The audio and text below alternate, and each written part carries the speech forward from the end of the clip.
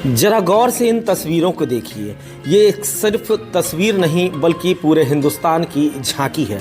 जी हाँ, हम बात कर रहे हैं उत्तर भारत के सबसे बड़े मेला कहे जाने वाले सोनपुर मेला की।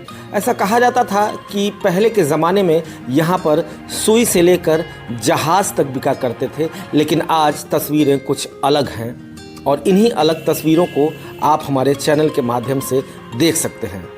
सोनपुर, बिहार के सोनपुर में हर साल कार्तिक पूर्णिमा में ये मेला लगता है। ये एशिया का सबसे बड़ा पशु मेला है। मेले को हरिहर क्षेत्र मेला के नाम से भी कुछ लोग जानते हैं, जबकि स्थानीय लोग इसे छतर मेला पुकारते हैं।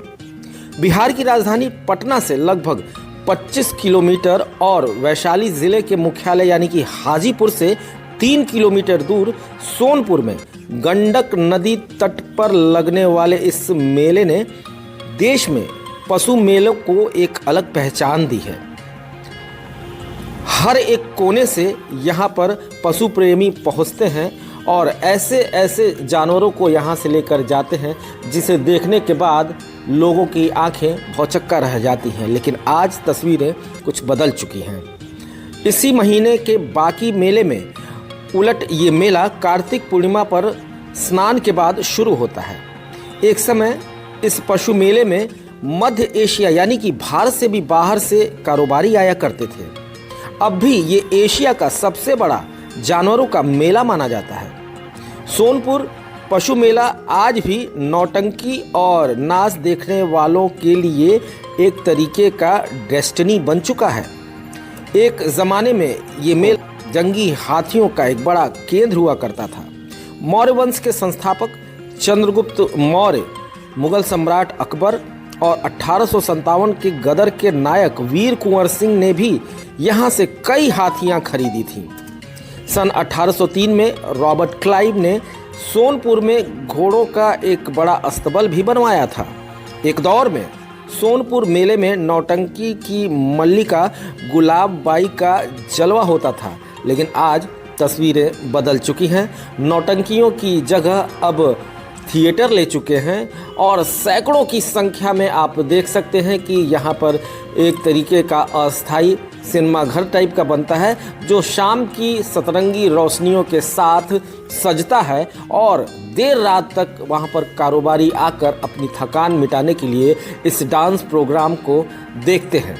सोनपुर मेला में भू राजस्व विभाग का स्टॉल भी बिहार के सभी राजस्व ग्रामों का डिजिटल मानचित्र 150 रुपये में मिल सकता है और ऐसे बहुत सारी चीज़ें, नायाब चीज़ें आप वहां पर प्राप्त कर सकते हैं जो आप पूरे हिंदुस्तान में कहीं देखे ही नहीं होंगे। तो पूरे 11 महीने के बाद 12वां महीना जब आता है यानी कि नवंबर के लगभग 20 या 26 तारीख से ये मेला शुरू होता है और पूरे 1 महीने तक इसकी रंगत फिजाओं में आप देख सकते हैं। चलिए कि मेले से जुड़े तमाम आयोजन तो यहाँ होते ही हैं। यहाँ हाथियों और घोड़ों की खरीद हमेशा सुर्खियों में रहती है। पहले ये मेला हाजीपुर में हुआ करता था। सिर्फ हरिहर नाथ की पूजा सोनपुर में होती थी, लेकिन इसके बाद में मुगल बादशाह, जिसे कौन नहीं जानता, औरंगजेब के आदेश से ये मेला सोनपुर में ही लगने लगा। सन 2001 में सोनपुर मेला में लाया गया हाथियों की संख्या लगभग 92 थी, जबकि 2016 में 13 हाथियों ने इस मेले में अपनी जगह बनाई। प्रदर्शन, बिक्री और यही सारी चीज़ें इस मेले को ख़ास बनाती हैं। सोनपुर मेले का उद्घाटन इस बार हमेशा की तरह नवंबर में ही हुआ और 1 महीना तक ये मेला चलता है। मेले में नौका दौड़, दंगल, वाटर स्पार्किंग, वाटर के नग सहित विभिन्न प्रकार के खेल व प्रतियोगिताओं का भी आयोजन किया जाता है। सैकड़ों वर्ष के इतिहास में ये पहली बार ऐसा हुआ है कि कार्तिक पूर्णिमा के अवसर पर लगने वाला विश्व विख्यात हरिहर क्षेत्र का सोनपुर मेला 2020 में ही केवल नहीं लग पाया, उसके बाद ये हमेशा लगातार चलता रहा क्योंकि उस समय कोरोना की महामारी थी।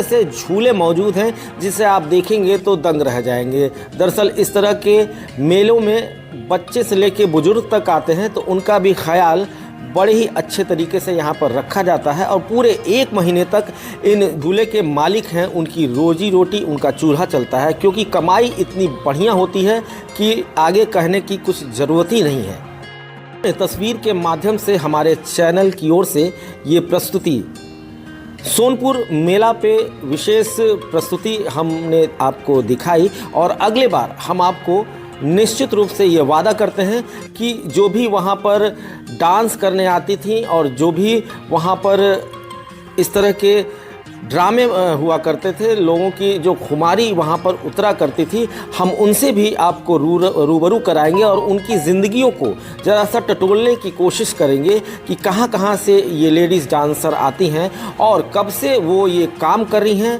और कितने सालों से इस पेशे को अपनाई हुई हैं और 1 महीने के बाद इन डांसरों क्या है, वो जाती कहाँ है। अगली खबर में बस यही सब कुछ रहेगा।